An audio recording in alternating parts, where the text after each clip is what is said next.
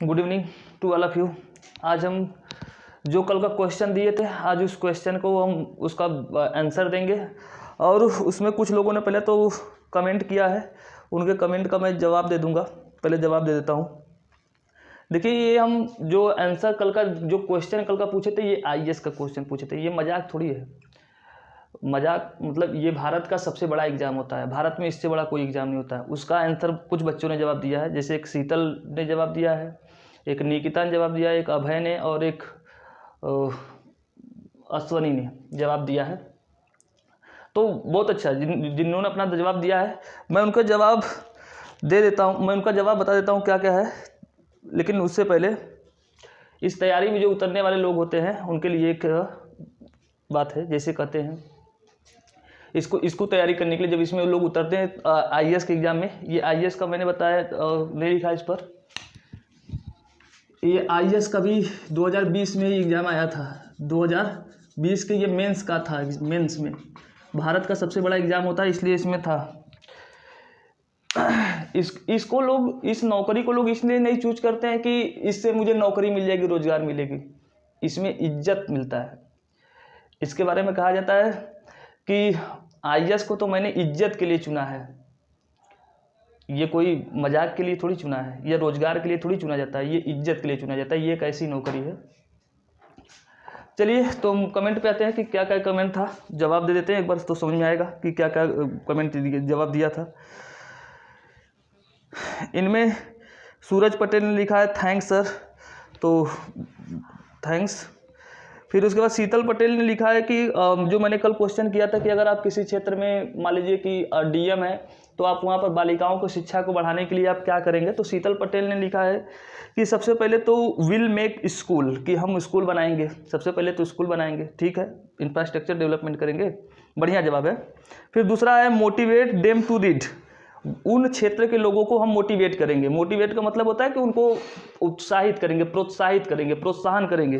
ये भी बहुत अच्छी बात है, क्योंकि हमारे देश में रूढ़िवादी लोगों के मन में अभी तक क्या है कि बालिकाओं को शिक्षा नहीं देना चाहिए, नहीं पढ़ लिख लेगी तो मॉडर्न हो जाएगी। जैसे मलाला यूसुफजई पाकिस्तान में जो एक महिला थी, उस महिला वहाँ पर मुस्लिम महिलाओं को उसने शिक्षा देने के लिए, मोटिवेट करने के लिए गई। तो जो तालिबानी लोग थे, पाकिस्तान अफगानिस्तान के बॉर्डर पर रहने वाली थी, तो कुछ तालिबानियों रूढ़िवादियों ने उसको बेचारी को गोली मार दिया। तो भाई रूढ़िवादिता बहुत है, बढ़िया है, ये भी ठीक है कि हम लोग उनको क्या करेंगे, मोटिवेट करेंगे। फिर तीसरा है, उसने जवाब दिया कि give good education and best teachers in school. हाँ, ये भी ठीक है कि भाई हम एजुकेशन का जो स्तर है किसी स्कूल का बढ़ाएंगे।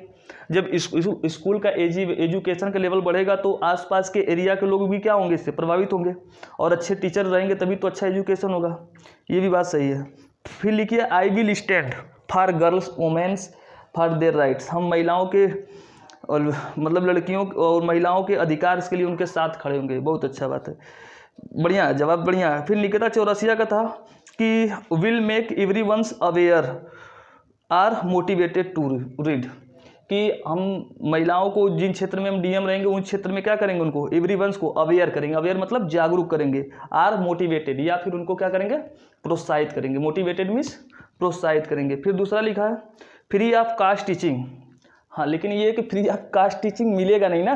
जो व्यक्ति पढ़ाएगा, जो प्राइवेट होंगे, वो फ्री ऑफ कास्ट कैसे होगा। लेकिन फिर भी जैसा तुमने लिखा, अपने बताया है, सही बताया है कि हम सर इसके लिए फ्री ऑफ कास्ट टीचिंग उपलब्ध कराएंगे। डीएम हो तो इतना तो कर ही सकते हो, 8-10 टीचर तो लगवा ही सकते हो जगह जगह पर। ठीक है, डीएम की नौकरी देकर के हमने क्वेश्चन पूछा था, तो सही है, सही है, चलेगा।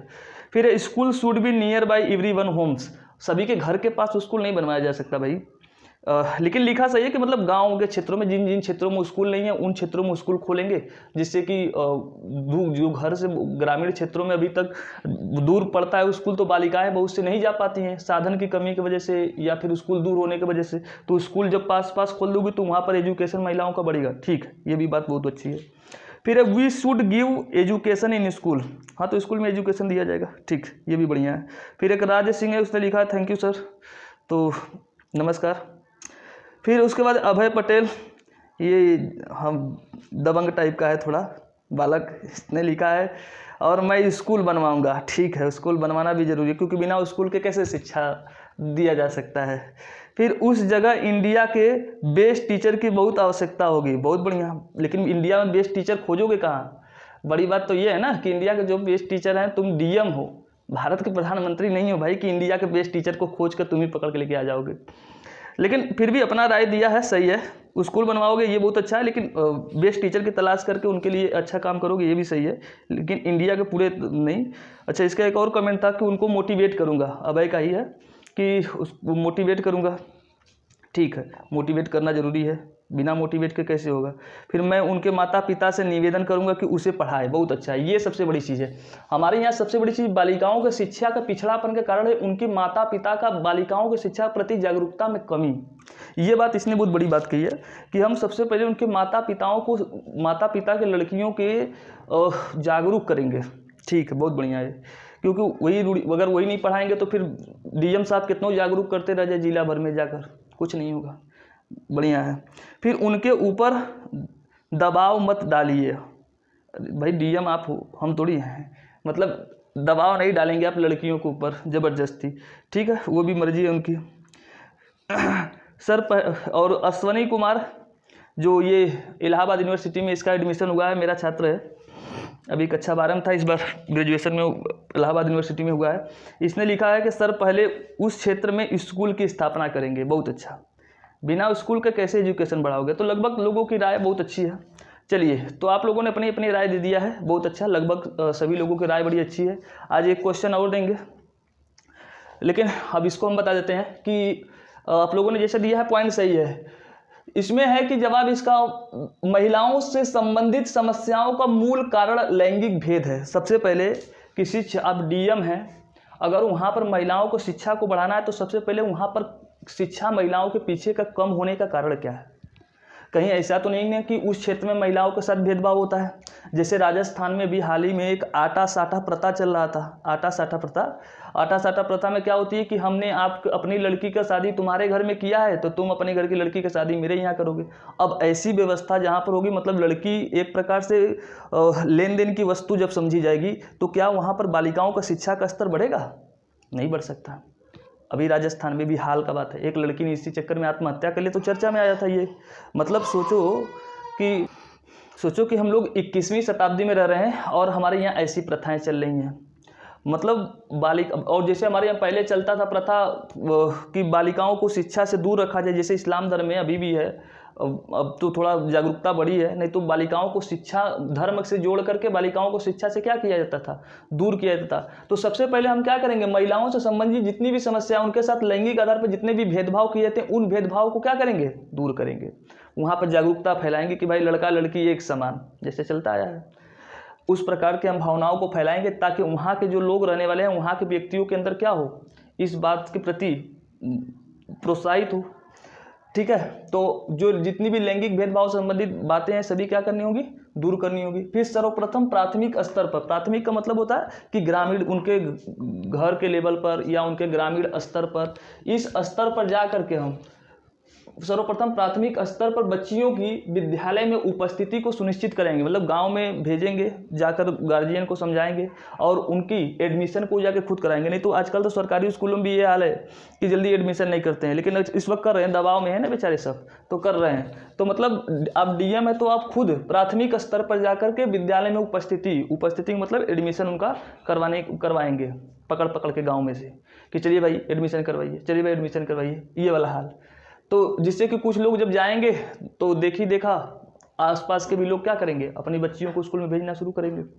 और फिर क्या करेंगे, वास्तव में प्रशासन की सक्रियता ही इस प्रकार की समस्याओं का समाधान है। वास्तव में प्रशासन की सक्रियता मतलब जिस क्षेत्रों में बालिकाओं के साथ अत्याचार होता है या भेदभाव होता है, मतलब पुलिस प्रशासन बहुत कमज़ोर है, उस छेड़खानी होता रहता है या डर का माहौल बना रहता है बालिकाओं के प्रति, उन क्षेत्रों में अगर आप डीएम है तो प्रशासनिक रूप से वहाँ पर पुलिस प्रशासन या सुरक्षा की जो स्तर है उसको क्या करेंगे, बढ़ाएंगे।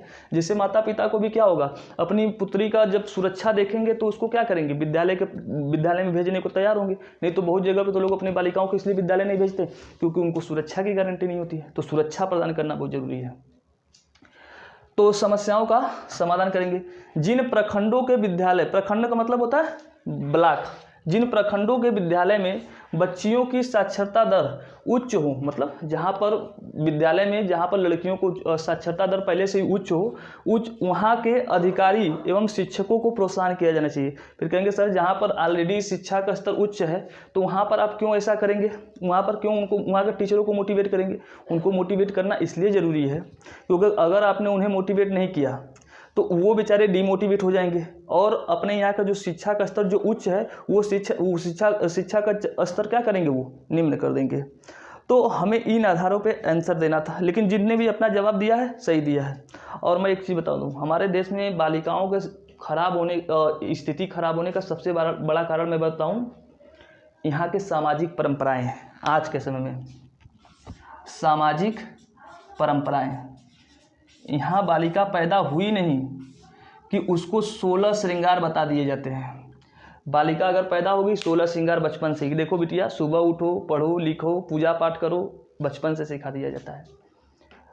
अब वो बालिका जब बड़ी होगी और घर के इतने छोटे से ही बचपन से ही, करीब देखा होगा कि लड़के जो घर में होते करीब 18-20 साल को जाते, तब तक भी कुछ घर के माता पिता कहते कि अभी बच्चा है, अभी बच्चा है, अभी लड़का है। लेकिन लड़की जब 15 साल की होगी तो ये कोई नहीं कहेगा कि भी बच्ची है, कहेंगे कि अब सयानी हो गई है। ये भेदभाव है समाज में हमारे। उसको उसका पढ़ने का जो अधिकार है वो छीन लिया जा रहा है। और मैंने कहा सामाजिक परंपराएं, यहाँ के सामाजिक परंपराओं में उस बालिका को सोचो 18 बरस की हुई नहीं तो घर पे मम्मी पापा माता पिता सब सोचते थे कि बिटिया कान बरोबर हो गई है, विवाह करना है, जल्दी से उसको विवाह बंधन में बांध दिया जाता है, जिससे वो उस बालिका का शिक्षा का स्तर तो पहले से डाउन था, मानसिक लेवल से शारीरिक लेवल से भी क्या हो जाती है, कमज़ोर हो जाती है। तो सामाजिक कारण है और फिर आर्थिक कारण भी है। बालिकाओं की शिक्षा का मुख्य कारण एक और क्या है, आर्थिक कारण। आर्थिक कारण का मतलब यहाँ पे जितने भी परिवार हैं, पिता का आय असीमित तो है नहीं कि भाई लाखों करोड़ों रुपए कमा रहा है, किस मुश्किल से 8,000 या 9,000 रुपये महीने कमा ले रहे हैं तो उतने में परिवार चलाते हैं और उन बच्चे भी घर में हैं, 3 या 4 बच्चे भी हैं। अब वो पढ़ाएं तो किसे पढ़ाएं, पहले लड़के को पढ़ाएं या लड़की को, चारों लड़कों लड़कियों को पढ़ाएं तो उतना पैसा नहीं है, इसलिए सोचते हैं वो गार्जियन कि पहले किसको शिक्षित करें, लड़कों को करें। ठीक है, तो इस तरीके से ये चलता है। सरकार बालिकाओं को शिक्षा को बढ़ाने के लिए ही योजना लेके आते, कभी साइकिल बांटने का, कभी पैसा बांटती थी। जैसे हमारे यहाँ जब अखिलेश यादव थे मुख्यमंत्री तो बालिकाओं को कन्याधन के रूप में सीधे 30,000 देती थी, साइकिल भी देते थे। वर्तमान के मुख्यमंत्री का तो जानते हो इनका क्या दशा है, ये सब इतने बड़े वो हो गए हैं कि कहो नहीं, उनकी तो बुराई करना भी पाप लगता है, इतने ये गिरे हुए इंसान हैं सब। तो अखिलेश यादव ने भारत में महिलाओं को शिक्षा के लिए बहुत बड़े बड़े काम किए थे। यहाँ पर साइकिल ये सब जो चीज़ें बटे थे सब हुआ था। तो इस आधार पर लिखना था। आज मैं एक नेक्स्ट क्वेश्चन दे रहा हूँ, उसको थोड़ा इसका मिटा के फिर क्वेश्चन लिख दे रहा हूँ, फिर उसका आप देख लीजिएगा। और चलिए क्वेश्चन हो गया है। तो देखिए हमने आज एक नया क्वेश्चन लाया, इस बार 2020 के ही IAS मेंस में ये क्वेश्चन था। तो इसमें क्वेश्चन था कि आप उप जिलाधिकारी हैं, जो एक जिला होता है, जैसे मान लीजिए कि एक जिला है, एक जिला कई भागों में बटा होता है ना, कई भागों में, तो हर एक जिले वो क्या होते हैं, उप जिलाधिकारी होते हैं। कुल कई क्या होते हैं, उप जिलाधिकारी, करीब 6 या 7 उप जिलाधिकारी हर एक जिले में होते हैं।